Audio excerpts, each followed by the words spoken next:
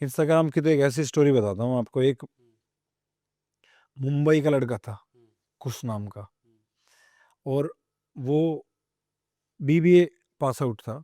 उसके पास जॉब नहीं थी, वो जॉब सर्च कर रहा था। अच्छा। तो इंस्टाग्राम के एसईओ में होता है, जो इंस्टाग्राम का एसईओ चलता है, उसमें क्या है कि एड्स आ रही थी उसके पास जॉब की। इंस्टाग्राम पे भी तो ऐड आती ना। ऐड आई, देखा तो उसने अप्लाई किया। अब सामने वाले इतने प्रोफेशनल तरीके से उसका इंटरव्यू ले रहे थे कि ये आपका राउंड 1 है। उसमें थोड़ा उसके बारे में ब्रीफ डिस्कशन कर लिया। सेकंड में जॉब के बारे में कर लिया, वो 3-4 दिन के बाद। क्योंकि आपको शक कहाँ होगा जब चीज़ें एक ही दिन में कर लेता है। ट्रस्टवर्दी बना रहे थे उसको। हाँ, अगर मैं आपसे एक ही चीज़ दिन में कर लूँ तो फिर थर्ड राउंड में उससे पूछा पासपोर्ट है, बोला हाँ पासपोर्ट है, ठीक है।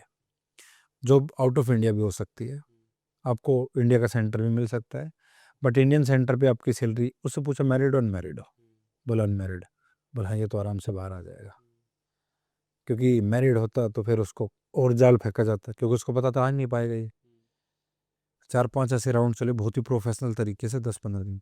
बोला अब आपको ना बैंक, मैं रियल स्टोरी बता रहा हूँ ये, बिल्कुल। हाँ। एकदम रियल स्टोरी। फिर उसके बाद बोले कि आपको ना बैंकॉक आना पड़ेगा। सर मैं बैंकॉक कैसे आऊँगा? बोला no need to be worry, आपकी फ़्लाइट्स की टिकट्स बुक हो चुकी है, मैं कुछ फ़्लाइट्स आपको फ़्लाइट की टिकट भेज रहा हूँ। भेज दी। बैंकॉक एयरपोर्ट के ऊपर अच्छी बड़ी लग्जरी गाड़ी रिसीव करने आती है। कुछ ने सोचा वाह भाई तेरे तो ज़िंदगी के बड़े न्यारे हो जाएंगे अब। कुछ को एक होटल में स्टे करवाया जाता है 2 दिन के लिए। बोला काम? अरे काम की छोड़, तेरी सैलरी स्टार्ट हो गई जिस दिन तूने बैंकॉक की धरती पे पैर रखा। अच्छा। बोला पक्का? हाँ। अब कुछ को कोई इंडिया में दे नहीं रहा था 15-20 हज़ार की जो, यहाँ कुछ को मिल रहा सीधे 1.5 लाख। कुछ के दिमाग में हिट नहीं की ये बात, ना उसने सोचा ये चीज़ें। ठीक है, क्योंकि कुछ कंट्रीज है जैसे ये, इनमें तो ऑन अराइवल वीजा से। On arrival visa. हाँ, तो चला गया कुछ वहाँ। अब कुछ को हर दिन 20-20 50-50 किलोमीटर बैंकॉक से दूर लेके जा रहे। अच्छा। आज वहाँ स्टे, आज वहाँ। लास्ट में क्या हुआ, कुछ को बाइक पे बैठा के जंगल के रास्ते से म्यांमार बॉर्डर पे ले आए। अच्छा। अब कुछ को डाउट हुआ तो कुछ का पासपोर्ट ले लिए, छीन लिया, और नदी के रास्ते से म्यांमार में क्रॉस एंट्री करवा दी।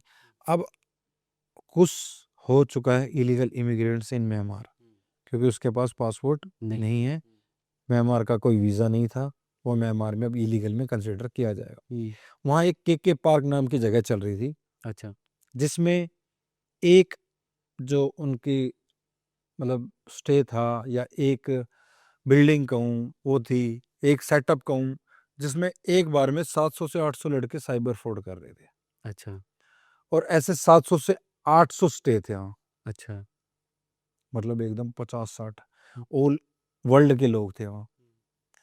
म्यांमार में प्राइवेट आर्मी है, वहाँ चाइनीज लोग बैठे थे जो इंडियंस को वहाँ बुला के साइबर फ्रॉड करवाते थे। कुछ ने मना कर दिया काम करने से, मैं अपने इंडिया के लोगों के साथ साइबर फ्रॉड नहीं करूँगा। अब क्या किया उन्होंने, कुछ के हाथ ऐसे ऊपर करके यहाँ एक स्केल लेके ऐसे हाथ पे यहाँ बांध दिया 3-3 4-4 घंटों के लिए। मतलब टॉर्चर करना स्टार्ट कर दिया उसको। लास्ट में उसको क्या टॉर्चर किया, एक 2x2 के रूम में डाल के, और वॉशरूम वगैरह सब बंद, उसमें थोड़ा सा चावल के पीस दे दे खाने के लिए। इससे भी काम नहीं चला तो फिर उन्होंने क्या किया कि उसके पूरे शरीर के ऊपर नीचे से लेके ऊपर तक बस यहाँ से बचा होगा वो, हर जगह सिगरेट से जला रखा है। ऐसे एक सिगरेट जलाई, मैंने काउंट किया तो उसके पैर से यहाँ तक मैं थाई तक पहुंचा था, जो 600 हो चुका था यहाँ तक, 600 काउंट। मतलब 600 सिगरेट से उसको जला रखा था। आप सोचो यहाँ कितनी हजार सिगरेटें लगी होगी उसके ऊपर, वो कितना तड़पा होगा। उसकी किस्मत अच्छी थी कि वहाँ स्टार लिंक, वो जो ये यूएस का सबसे बड़ा बिजनेसमैन है, उसका नाम क्या था, क्या नाम है उसका, कौन सी कंपनी का? यूएसए का जो सबसे बड़ा बिजनेसमैन है, सबसे अमीर है। वो तो डोनाल्ड ट्रंप ही है। नहीं नहीं नहीं, एक और बंदा है, एलन मस्क। Elon Musk.